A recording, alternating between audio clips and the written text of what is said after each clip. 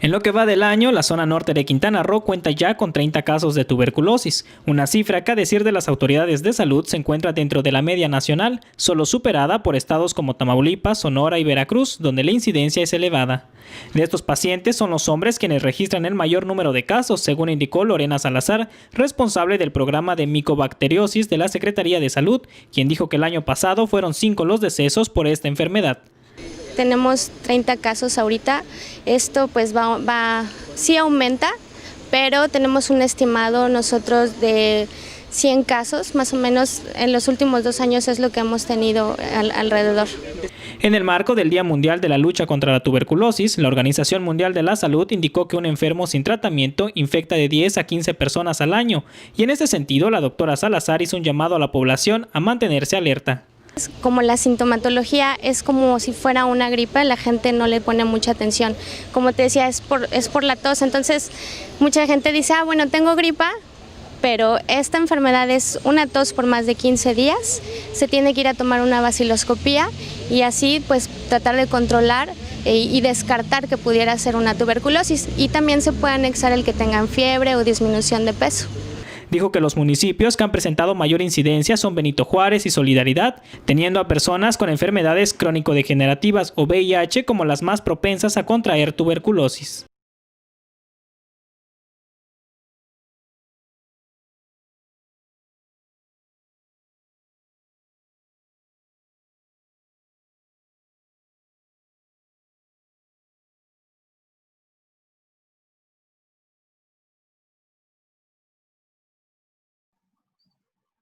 Muy buenas tardes, doctor. Gracias por aceptar esta entrevista. Y bueno, le hicimos la invitación porque usted pues es muy experto en el tema. Doctor Miguel Ángel Salazar Lezama trabaja en el Hospital de Enfermedades Respiratorias ya desde hace 30 años o más. ¿Nos puede dar, hablar sobre la tuberculosis? Bueno, muchas gracias por la invitación, doctora. Antes que nada, quiero agradecerle el haberme invitado a esta entrevista. La tuberculosis es una enfermedad tan vieja como la humanidad misma. Los primeros vestigios de esta enfermedad se han descubierto desde hace algunos miles de años.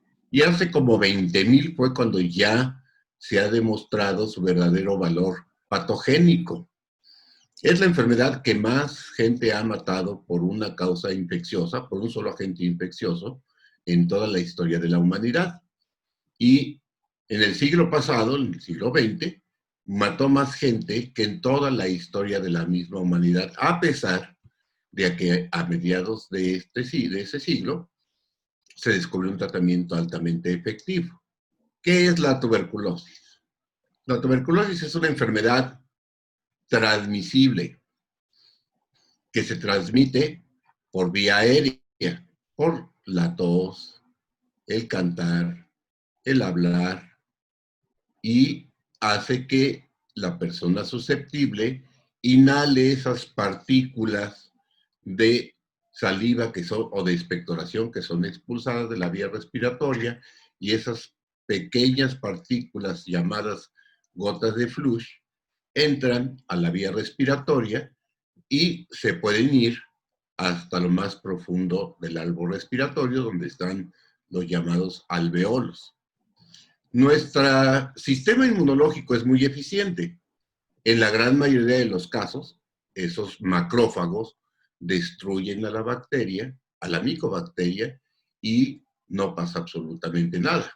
O esos macrófagos pueden entrar, esos mismos macrófagos pueden entrar por lo que es el llamado intersticio pulmonar, irse hacia la corriente linfática y llegar hacia la zona donde se encuentran los ganglios pulmonares, produciendo ya sea o lesiones de tipo primario, como son la linfadenitis, la linfangitis y el llamado complejo de Ranke, o ir directamente a lo que es el complejo de Ghon, que es una lesión calcificada que habla de que el paciente estuvo en contacto con el bacilo de la tuberculosis y lo mató, lo encapsuló y lo dejó en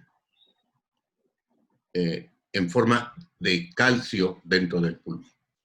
No es así en algunas personas susceptibles. Por ejemplo, aquellos que tienen desnutrición o comorbilidades como son la diabetes, el tabaquismo, la EPOC y el mismo VIH.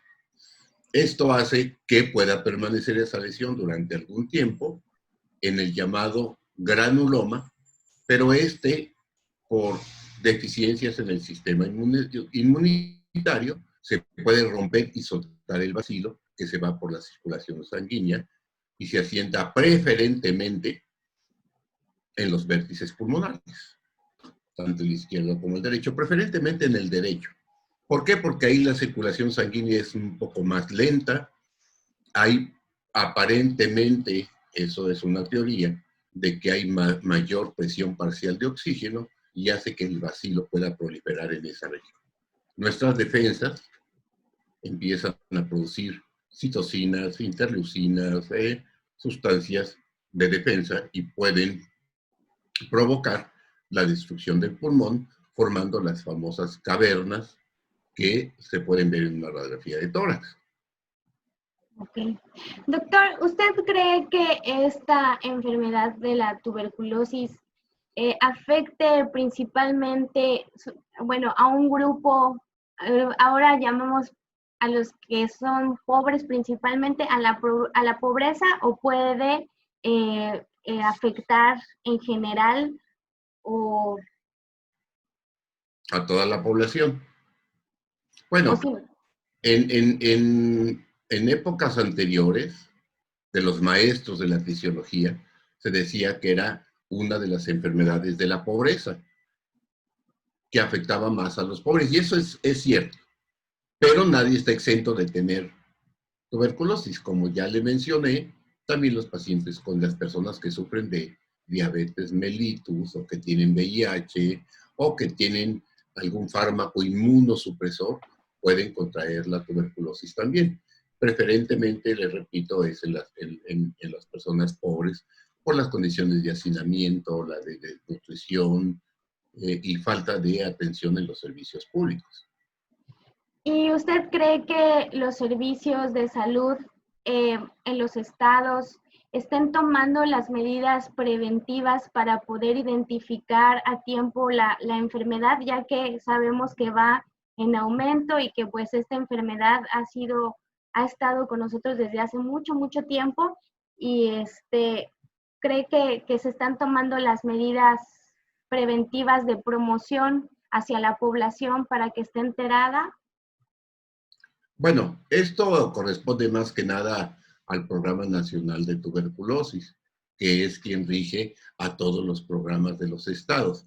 Aparentemente, esta es la impresión que yo tengo, los programas de tuberculosis funcionan aceptablemente bien.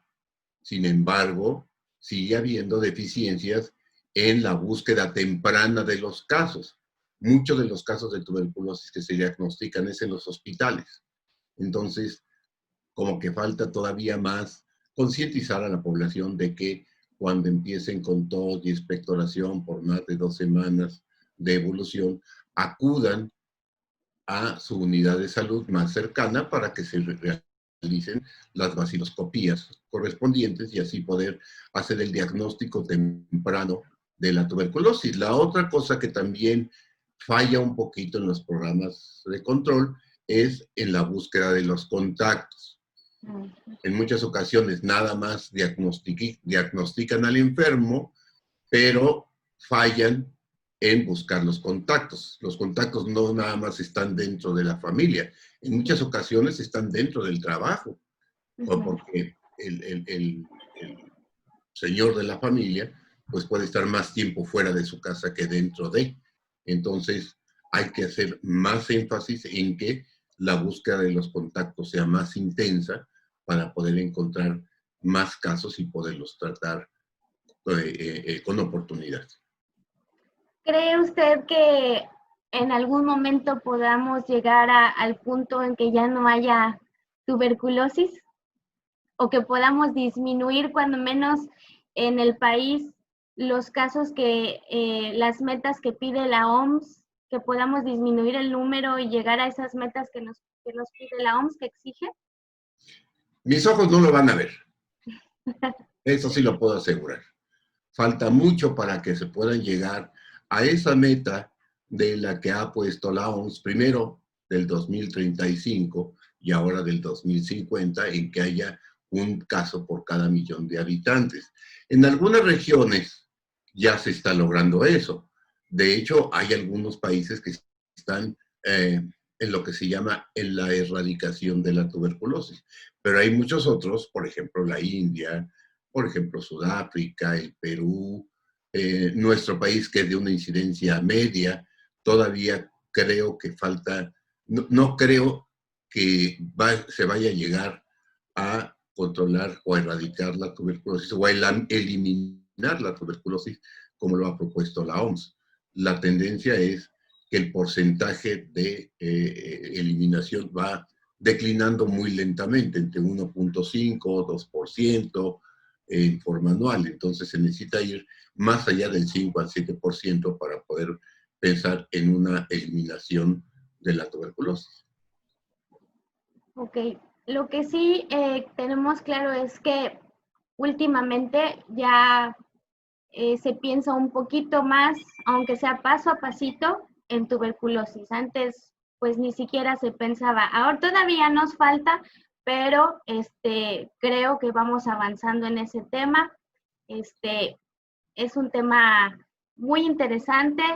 Es una enfermedad interesante de tratar, difícil, pero sabemos que tiene la ventaja que pronosticándola a tiempo se puede curar, que el tratamiento es gratuito y lo malo es el tiempo de la duración del tratamiento. Y los casos farmacoresistentes, ¿qué opinión nos puede dar usted, sabiendo que tiene toda la experiencia con esos casos? Lo que pasa es que la tuberculosis sensible como tal es una estrategia desgastante, difícil, que como el paciente tiene que acudir a su centro de salud diario y después cada tercer día, eso lo hace pesado tanto como para el personal de salud como para el mismo paciente. Y no digamos entonces lo de la tuberculosis multifármaco resistente o la con resistencia extendida, ya que, como usted bien sabe, el tratamiento es entre 18 y 24 meses. Se están haciendo estudios para poderlo acortar entre 9 y 12 meses, pero todavía esto falta un poco más para poderlo asegurar como tal. Entonces, además, los medicamentos que tradicionalmente se han utilizado son medicamentos viejos, medicamentos tóxicos, medicamentos que no son nada fáciles de conseguir, que hay que hacer una serie de trámites internacionales para poder conseguir esos medicamentos. Afortunadamente, en la actualidad hay un medicamento llamado bedaquiline que está ayudando a poder tratar a los pacientes en forma más óptima. También apareció el Delamanid y la nueva posición que tienen medicamentos que normalmente no se usaban para la tuberculosis, pero que han demostrado mucha actividad, como son las quinolonas, el linezolid y la clofazimina principalmente. Entonces eso ha ayudado a hacer un cóctel de fármacos para poder evitar así a los pacientes inyectarlos, porque eso también tiene mucho que ver, el tiempo de tratamiento, la aceptabilidad del paciente en cuanto a recibir el tratamiento y pues obviamente las reacciones adversas que son bastante frecuentes y bastante graves en el caso de la pérdida del oído o la pérdida de la función renal. De tal manera que sigue siendo la más extenuante, la más desgastante de las estrategias el tratar a un paciente con tuberculosis farmacoresistente. Por eso es tan importante hacer entender al paciente que el tratamiento, como es llamado primario, es la oportunidad que tiene para curarse en 6-7 meses y no llegar a un extremo como el de utilizar fármacos tan tóxicos y de tan larga duración.